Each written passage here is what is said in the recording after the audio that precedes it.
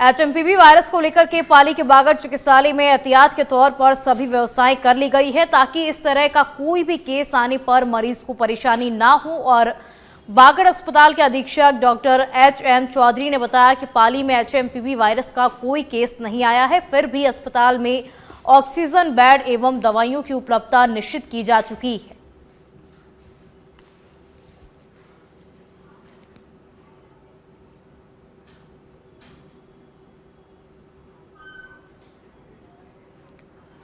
सिरोही से खबर आपको बता दें, सिरोही के कई इलाकों में घने कोहरे के बीच में कड़ाके की सर्दी पड़ रही है और अत्यधिक सर्दी को देखते हुए कलेक्टर अल्पा चौधरी ने आदेश जारी कर दिया है कि नर्सरी से 8वीं तक के छात्र छात्राओं के लिए स्कूलों में छुट्टी घोषित कर दी गई है। 14 जनवरी से 15 जनवरी तक विद्यार्थियों के लिए छुट्टी घोषित कर दी गई है। जिले में संचालित सभी सरकारी गैर सरकारी स्कूलों पर यह आदेश लागू रहेगा और छुट्टी के दौरान स्कूलों के शिक्षकों और कर्मचारियों को उपस्थिति देनी अनिवार्य होगा। तो 8वीं तक के छात्र छात्राओं की स्कूलों में 14 और 15 जनवरी को छुट्टी घोषित कर दी गई है, क्योंकि सर्दी का सितम इस वक्त जोरों पर है। इसलिए कलेक्टर अल्पा चौधरी ने निर्देश जारी किया कि कक्षा नर्सरी से लेकर के 8वीं तक के जो छात्र छात्राएं हैं उनकी 14 और 15 जनवरी को छुट्टी रहेगी और इस छुट्टी के दौरान में स्कूल के शिक्षकों को स्कूल में उपस्थित होना अनिवार्य होगा। और चलिए अब चूरू से खबर आपको बता देते हैं। सड़क सुरक्षा अभियान के तहत आदेश की अनुपालना का मामला आपको बता दें। शहर के एंट्री गेट पर राजनीतिक प्रचारकों को हटाने के आदेश दिए गए थे, लेकिन अभी भी एंट्री गेटों पर अधिकृत विज्ञापन चस्पा हुआ है और शहर से अन्य शहरों के किलोमीटर और रास्तों के एरो एंट्री गेट बताते हैं। ऐसे में सड़क सुरक्षा अभियान खाना पूर्ति बना है और एंट्री गेट पर अभी भी ऐसे जो विज्ञापन है वो चस्पा है। तो सड़क सुरक्षा अभियान जो है वो खाना पूर्ति बना हुआ है। एंट्री गेट पर अधिकृत विज्ञापन जो है वो अभी भी लगे हुए हैं।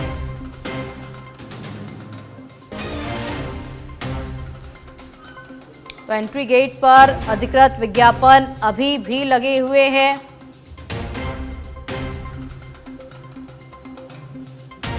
सड़क सुरक्षा अभियान के तहत दिए गए आदेश की अनुपालना की गई है और अनुपालना से जुड़ा ये पूरा मामला आपको बता रहे हैं। शहर के एंट्री गेट पर राजनीतिक प्रचारकों को हटाने का आदेश दिया गया था, लेकिन अभी तक उन्हें हटाया नहीं गया है। अभी तक जो अधिकृत विज्ञापन है वो अभी भी उसी तरीके से चस्पा हुआ है।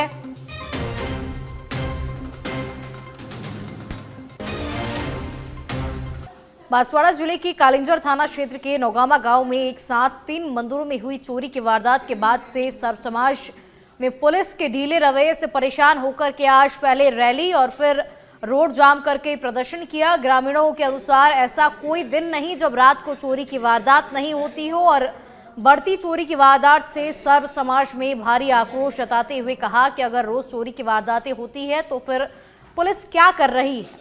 प्रदर्शन कर रहे ग्रामीणों ने बढ़ती चोरी पर अंकुश लगाने के लिए ज्ञापन भी सौंपा और ग्रामीणों के चक्का जाम की सूचना पर कुशलगढ़ डीवाईएसपी भी मौके पर पहुंचे। साथ कालिंजर थाने को पुलिस के अलावा भी जाब्ता पहुंचा और ग्रामीणों से काफी समझाइश की कोशिश भी की गई। तो सर्व समाज ने मिलकर के चक्का जाम किया। चोरी की बढ़ती वारदातों को लेकर के ग्रामीणों में काफी रोष व्याप्त है और होना भी चाहिए, क्योंकि हर दिन इस तरीके की चोरी की घटनाएं अगर हो रही हैं और ग्रामीण पुलिस के पास जाकर के इसकी शिकायत भी कर रहे हैं, उसके बाद भी चोरी की वारदातें जो हैं वो थमने का नाम नहीं ले रही हैं, तो यकीनन इस तरीके से पुलिस पर सवाल खड़े होते।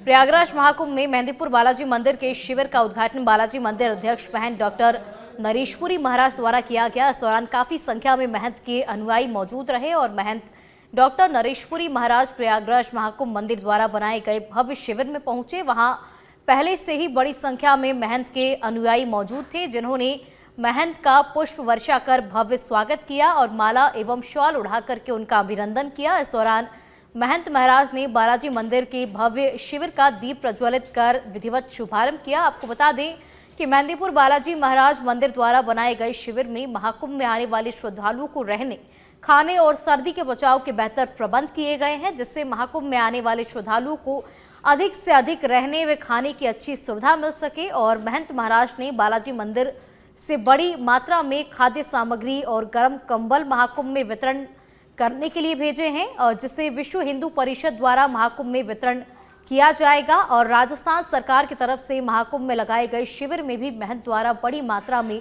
भोजन व दान पुण्य 1.5 माह तक चलाया जाएगा। आपको बता दें कि मेहंदीपुर बालाजी मंदिर हमेशा से समाज के हर वर्ग के उत्थान के लिए समर्पित है और समाज सेवा में अग्रणी रहा है।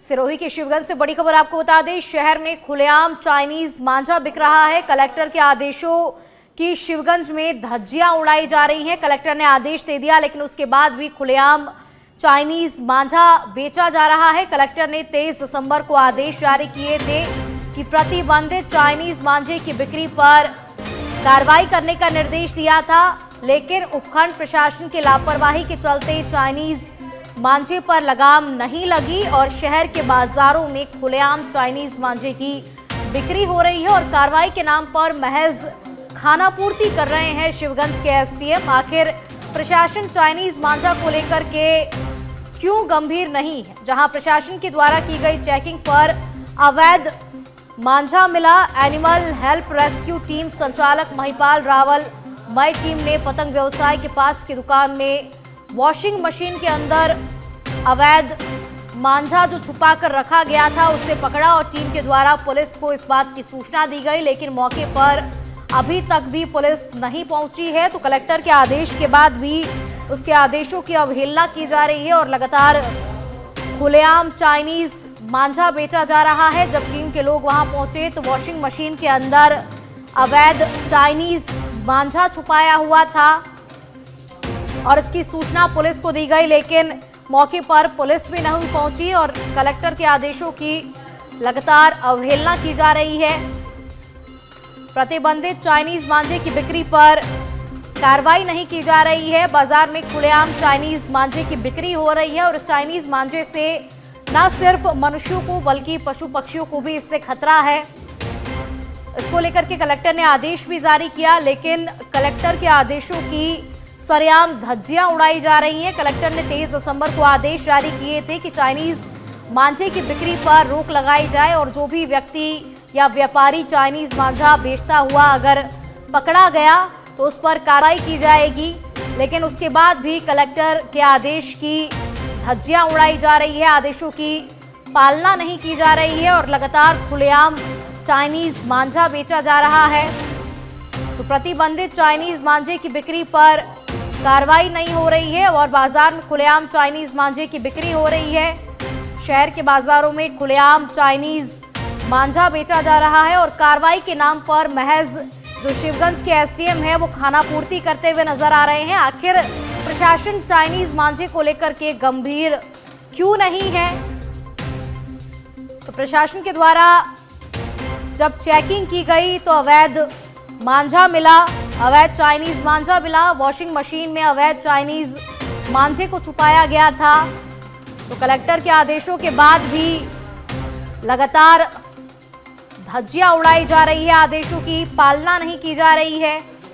जैसलमेर के रामदेवरा में कड़ाके की ठंड और शीतलहर का दौर जारी है। ऐसे में ब्रह्मा नगरी पुष्कर से पदयात्रा कर 50 से अधिक पदयात्री रामदेवरा पहुंचे और देश में खुशहाली की कामना को लेकर के विशेष रूप से पूजा अर्चना की। वहीं ब्रह्मा नगरी पुष्कर से रामदेवरा के बीच 400 किलोमीटर का लंबा सफर महज 8 दिनों में सभी ने बाबा रामदेव के भजन और सत्संग करते हुए रामदेवरा पहुंचे। पुष्कर से आए जीवन राम ने बताया कि प्रतिवर्ष पदयात्रा का आयोजन किया जाता है और इस बार 24वीं पदयात्रा अपने पूरे परिवारजनों के साथ में पूरी की और बाबा को स्वामिनी का प्रसाद भी चढ़ाया है। खबरों में आगे बढ़ेंगे। राजस्थान पटवार संघ उपशाखा खेतड़ी की ओर से सोमवार को अपनी 9 सूत्रीय मांगों के संबंध में उपखंड अधिकारी कार्यालय के सामने अनिश्चितकालीन धरना शुरू कर दिया गया है और धरने की अध्यक्षता राजस्थान पटवार संघ झुंझुनू के जिला अध्यक्ष होशियार सिंह खीचड़ ने की। जिला अध्यक्ष होशियार सिंह खीचड़ ने बताया कि 9 सूत्रीय मांगों को लेकर के संपूर्ण कार्य बहिष्कार किया गया है और गिरदावरी ऐप से संशोधन डीपीसी सहित 9 सूत्री मांगों को लेकर अनिश्चितकालीन कार्य बहिष्कार किया गया है। उन्होंने कहा कि झुंझुनू जिले में एक सप्ताह में जिला प्रशासन ने 29 स्थानांतरण लिस्ट जारी की है, जिसमें ट्रांसफर में बड़ी गफलत हुई है, क्योंकि एक पटवारी का 2-3 स्थानों पर पटवारी को 2-3 स्थानों पर लगाया गया है। किसी का तो 4 स्थानों पर भी ट्रांसफर कर दिया गया है। तो पटवारी इन स्थानांतरण लिस्टों से असमंजस की स्थिति में है, क्योंकि सुबह के लिस्ट में उनका ट्रांसफर कहां होता है और शाम की लिस्ट जब निकलती है तो उनका ट्रांसफर कहीं और हो जाता है। तो धरने पर खेतड़ी शाखा अध्यक्ष मदनलाल दौराता, रेणु मीना, रामस्वरूप सैनी, प्रिंस कुमार शर्मा, सत्यवीर सिंह दौराता, घनश्याम यशपाल चौधरी, अमित कुमार सहित ब्लॉक में कार्य समस्त हल्का पटवारी धरने पर बैठे हैं। हमारी 9 सूत्री मांगों को लेकर के आज पटवार संघ, पूरा राजस्थान पटवार संघ हड़ताल पर है। संपूर्ण कार्य बहिष्कार के साथ कोई भी पटवारी काम नहीं करेगा जब तक हमारी मांगे पूरी नहीं हो जाती हैं। उन मांगों के अंदर प्रमुख मांगे हैं वो जो हमारा जो गिरदावरी ऐप बनाया सरकार ने, वो सही से काम नहीं करता है और उसमें कुछ अपेक्षित संशोधन चाहे थे हमने, वो संशोधन अभी तक 1 साल गुजर जाने के बाद में भी नहीं हुए। इसके साथ साथ 2 साल से सरकार हमारी डीपीसी नहीं कर रही है। अन्य विभागों के अंदर लगातार हो रही है डीपीसी, लेकिन पटवारियों की डीपीसी 2022-23 से अभी तक पेंडिंग चल रही है। स्थानांतरण का मामला तो बहुत ज़्यादा पेचीदा साहब। सुबह एक पटवारी का नाम आता है सियोडर, शाम को आ जाता है उसका बुआना। अभी क्या है कि कलेक्टर साहब ने 30 से ज़्यादा लिस्ट निकाल दी है अभी विगत 8-2 दिन के अंदर, तो कभी किसी का पता ही नहीं है। 30-35 से ज़्यादा पटवारियों को कर रखा है एपीओ। जयपुर पुलिस मुख्यालय से बड़ी खबर आपको बता दें, पुलिस इंस्पेक्टर्स की तबादला सूची पर पुलिस अधिकारियों का मंथन जल्द जारी हो सकता है। इंस्पेक्टरों की दूसरी तबादला सूची और पहले तबादला सूची में लंबे समय बाद पुलिस महकमे में 179 पुलिस इंस्पेक्टरों के तबादले हुए थे। अब दूसरी तबादला सूची जल्द जारी हो सकती है। करीब 80 इंस्पेक्टरों के तबादले इसमें हो सकते हैं। सूत्रों का दावा है कि 20 से ज्यादा इंस्पेक्टरों के तबादलों को निरस्त भी किया जा सकता है और पुलिस मुख्यालय ने तबादला सूची जारी करने की तैयारी को पूरा कर लिया है। इंस्पेक्टरों के बाद में कांस्टेबल और उसके बाद में हेड कांस्टेबल, एसआई और एएसआई रैंक के पुलिसकर्मियों के भी रेंजों में तबादले होंगे। तो पहली तबादला सूची में लंबे समय बाद पुलिस महकमे को 179 नए इंस्पेक्टर मिले थे और अब दूसरी तबादला सूची जो है वो जल्द जारी हो सकती है। सूत्रों का दावा है कि 20 से ज्यादा इंस्पेक्टरों के तबादलों को निरस्त भी किया जा सकता है। तो पुलिस मुख्यालय ने तबादलों को लेकर के अपनी ओर से तैयारी को पूरा कर लिया है। इंस्पेक्टरों के बाद कांस्टेबल, उसके बाद हेड कांस्टेबल के तबादले होंगे। तो इंस्पेक्टरों की दूसरी तबादला सूची जल्द जारी हो सकती है। पहले तबादला सूची में लंबे समय बाद पुलिस महकमे को 179 इंस्पेक्टर मिले थे और अब दूसरी तबादला सूची में 80 इंस्पेक्टरों के नाम शामिल हो सकते हैं। सूत्रों का दावा है कि 20 से ज्यादा इंस्पेक्टरों के तबादलों को निरस्त भी किया जा सकता है। इंस्पेक्टरों के बाद में कांस्टेबल, हेड कांस्टेबल, एएसआई और एसआई रेंजों में तबादले होंगे। तो पुलिस इंस्पेक्टर की तबादला सूची को लेकर के मंथन जारी है और जल्द ही दूसरी तबादला सूची जारी हो सकती है। दूसरी तबादला सूची में करीब 80 इंस्पेक्टरों के तबादले होने हैं और सूत्रों का दावा यह भी है कि 20 से ज्यादा इंस्पेक्टरों के तबादलों को निरस्त भी किया जा सकता है। तो पुलिस मुख्यालय ने तबादला करने की जो तैयारियां हैं वो पूरी कर ली है। इंस्पेक्टरों के बाद में कांस्टेबल, फिर हेड कांस्टेबल के तबादले होंगे। तो पुलिस पहले तबादले सूची में पुलिस महकमे को 179 पुलिस इंस्पेक्टर मिले थे जिनके तबादले हुए थे और अब दूसरी तबादला सूची का इंतजार है। दूसरी तबादला सूची भी जल्द जारी हो सकती है। इसमें 80 इंस्पेक्टरों के नाम शामिल हो सकते हैं, जिसमें सूत्रों का दावा यह भी है कि 20 इंस्पेक्टरों के तबादलों को निरस्त भी किया जा सकता है। पुलिस इंस्पेक्टर्स की तबादला सूची पर पुलिस अधिकारियों का मंथन लगातार जारी है, तो इंस्पेक्टरों की दूसरी तबादला सूची जल्द जारी हो सकती है। पहली तबादला सूची में लंबे समय बाद पुलिस को 179 इंस्पेक्टर्स मिले थे और अब दूसरी तबादला सूची में 80 इंस्पेक्टर्स के नाम शामिल होने का अनुमान लगाया जा रहा है, जिसमें सूत्रों का दावा यह भी है कि 20 इंस्पेक्टर्स के तबादलों को निरस्त भी किया जा सकता है। तो पुलिस इंस्पेक्टर्स की तबादला सूची पर पुलिस अधिकारियों का मंथन लगातार जारी है। इंस्पेक्टरों की दूसरी तबादला सूची जल्द जारी हो सकती है। पहली तबादला सूची में लंबे समय बाद पुलिस महकमे में 179 पुलिस इंस्पेक्टर मिले थे और अब दूसरी तबादला सूची जल्द जारी हो सकती है। सूत्रों का दावा है कि 20 से ज्यादा इंस्पेक्टरों के तबादलों को निरस्त भी किया जा सकता है। इंस्पेक्टरों के बाद में कांस्टेबल, हेड कांस्टेबल, एसआई और के तबादले होंगे। पुलिस इंस्पेक्टर्स की तबादला सूची पर पुलिस अधिकारियों का मंथन लगातार जारी है। जल्द ही इंस्पेक्टरों की दूसरी तबादला सूची जारी हो सकती है। पहले तबादले सूची में लंबे समय बाद पुलिस महकमे को 179 नए इंस्पेक्टर्स मिले थे।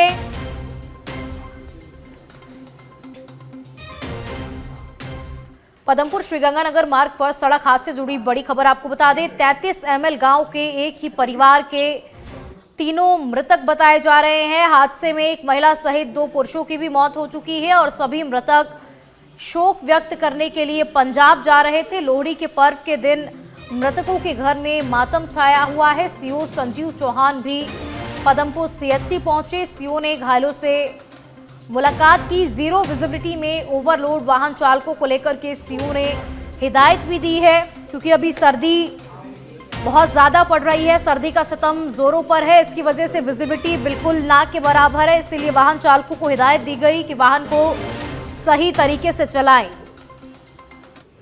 आज ये गंगानगर पदमपुर रोड पे जो हादसा हुआ है बड़ा दुखदायी है। राष्ट्रीय सड़क सुरक्षा माह भी चल रहा है और लोगों से हम अपील भी कर रहे हैं लगातार कि भाई आप अपने वाहन का ध्यान रखें, लाइटें वाइटें ठीक रखें और चलाने में सावधानी बरतें हैं। दातारामगढ़ के रेनवाल रोड पर पुण्याना स्टैंड से पहले एक पिकअप ने पीछे से कार को टक्कर मार दी। इससे कार पलट गई और उसमें सवार एक व्यक्ति की मौके पर ही मौत हो गई है। शव को दाता CHC की मोर्चरी में रखवाया गया है। कार सवार दूसरे व्यक्ति को मामूली चोटें आई हैं। पुलिस ने बताया कि राकेश कुमार अहिर निवासी अहिरों की ढाणी नवलगढ़ रविवार को अपने दोस्त भगवान सहाय जाट निवासी हरिपुरा के साथ अपनी कार लेकर के दातारामगढ़ से वापस रेनवाल अपनी मेडिकल दुकान की तरफ जा रहा था और दातारामगढ़ रेनवाल रोड पर हनुमान मोटर्स के आगे पहुंचा तो पीछे से एक पिकअप के चालक ने तेज गति व लापरवाही से गाड़ी चलाकर के कार को पीछे से टक्कर मार दी, जिसकी वजह से यह हादसा हुआ और पिकअप की टक्कर से कार पलट गई है। आसपास के लोगों ने कार सवार दोनों घायलों को बाहर निकाल करके 108 एम्बुलेंस की सहायता से दाता CHC पहुंचाया, जहां पर चिकित्सकों ने कार चालक राकेश कुमार को मृत घोषित कर दिया। सूचना पर पहुंची पुलिस ने दुर्घटना स्थल का मौका मुआयना किया और अस्पताल में पहुंच करके शव को CHC की मोर्चरी में रखवाया है।